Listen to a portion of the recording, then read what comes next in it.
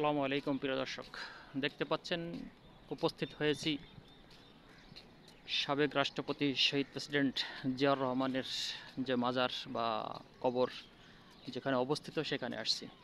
আসলে এখানে সচরাচর আসা হয় না, এগুলো আপনারা সবাই চেনেন, অনেকেই আসছেন, অনেকেই এই অবস্থাটা এই পরিবেশটা দেখেছেন, জানেন।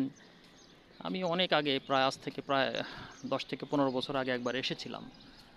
আজকে যে কোনো একটা কারণে এই অঞ্চলে সংসদ ভবন, গণভবন এবং জিয়ার মাজার, চন্দ্রিমা উদ্যান বা জিয়া উদ্যান যাই বলেন, এখানে আসছি একটা কারণে, যার কারণে এটা ভিডিওটা করা। দেখছেন পরিবেশটা আসলে সিমসাম সুন্দর পরিবেশ।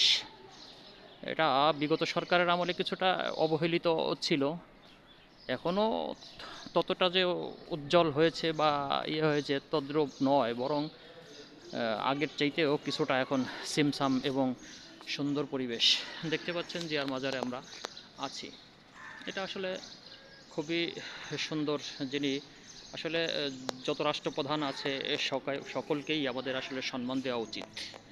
শুধু জিয়া এমন না, বা শুধু বঙ্গবন্ধু এমন না, বিগত যত রাষ্ট্রপ্রধান বাংলাদেশে ছিলেন তাদের মধ্যে খারাপ কাজও কেউ করতে পারে, করেছেন, কিন্তু ইচ্ছা করে বাংলাদেশকে কেউ খারাপ করেননি। হয়তোবা পারিপার্শ্বিক অবস্থার কারণে হয়তোবা কেউ খারাপ করেছে, কিন্তু আমরা বাঙালিরা আসলে কখনোই তার ভালো গুণকে দেখি না।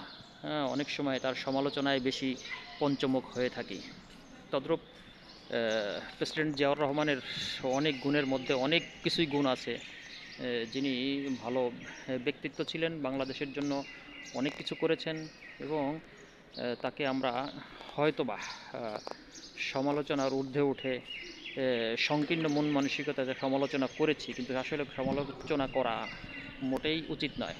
তারা বাংলাদেশকে নিয়ে অনেক ভালো ছিলেন এবং ভালো কিছু করেছেন।